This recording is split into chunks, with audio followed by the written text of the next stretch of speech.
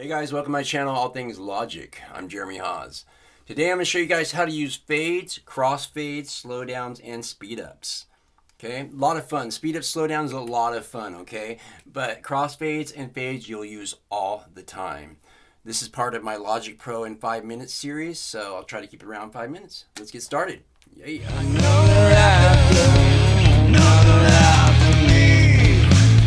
So first off, before we do anything, we need to go, instead of using the fade in tool up here, you might have seen it there, instead of switching back and forth from this pointer tool or your marquee tool back and forth, you can go up to Logic here and go to settings and go to general, okay? And make sure if it's on anything else, go to editing, okay? Then we're going to go down to pointer tool and track provides fade click tool click zone, okay? Click that, turn that on, leave it on. It's good to stay on, okay? You're going to use it all the time, if you're, especially with any audio tracks, okay? So let me hit play real quick so you can hear the beginning. Here I've got some guitars. Mostly it's anything with a microphone, like miking an amp, vocals, acoustic instrument, that kind of stuff. You're going to hear like some, before the song, before you start playing, especially anything with distortion on it, So not the ant part there, but you hear the rest of the kind of hum that happens before. Anyway, so what I can do is first I'll just take out that there. This, I should have done this ahead of time. We're going to go to split play region and we're going to get rid of this, okay? So now, but you're still going to hear, let me move this back a little bit. Now you're still going to hear, right before it comes in, you're going to hear some noise.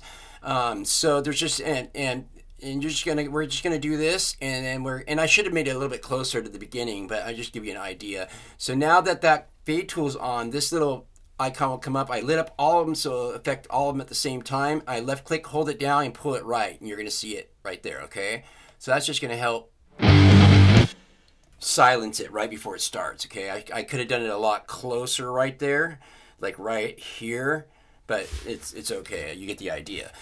All right, so let me show you. This is another thing you can do with your fades. You can actually you can change.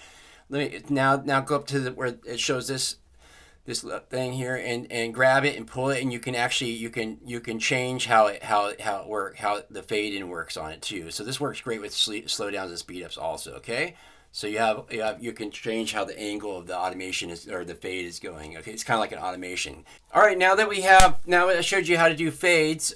So if you're doing like several tracks, like you're trying to piece together one track with different takes, like guitars, anything, any audio, and you gotta put two different tracks together or two different takes together, you're gonna hear a click, or it's gonna sound like different in between, when it transitions from one to the other. And so the way to get around that, I don't have really good examples of that right now, but what I'll show you guys how to do crossfades, because you're going to use this all the time, okay? So we're going to split playhead. You can use your marquee tool also to do that. We're going to light all these up, and then we're going to make sure that this comes up, and then we're going to do this right here, okay? Same thing you do with the fade, same way you do a fade. And then when you let go, it'll do it to all of them, whatever regions you have lit up. Okay, so now that will get rid of that click or that weird transition that you're going to hear when you're piecing together different tracks. I mean, you want to use take folders to do this. Instead of doing that, you don't need to do that anymore. But if you're taking tracks from someone else that doesn't have Logic Pro or has the take folders that does that for you, then you're going to want to learn how to do this. Okay, just a good thing to know. And now my favorite part that I've been waiting to show you guys slowdowns. Okay, so this is pretty cool.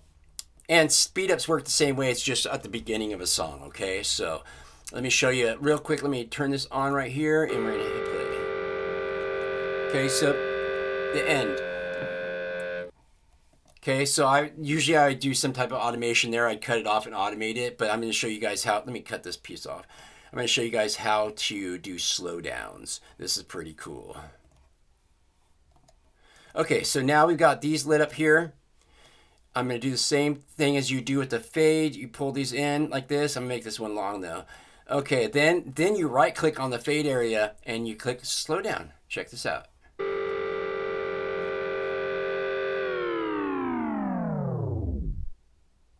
And you can like I said, you can change this way or this way, make it sound different, or you can shorten it, however you want to do it, A lot of fun. You can do a lot with this. So anyways, that's slowdowns. You do this, the slowdowns work the same way with the beginning. So when you click on them, they'll say speed up instead of slow down, okay? Now the one other thing is if you're doing like hip hop, dance music, anything with a lot of MIDI in it, then and you want to do this with MIDI, you can't do fades, crossfades, slowdowns, anything like that, speed ups with MIDI, but you can bounce MIDI in place and bounce it to audio. And then you can do the slowdowns and speed ups with it, okay? All right, guys, if you guys want to see more videos like this, anything to do with Logic Pro, please check out my channel, All Things Logic. I'm Jeremy Hawes. I'll see you guys on the flip side. Don't do anything I wouldn't do. That leaves it wide open. See you guys.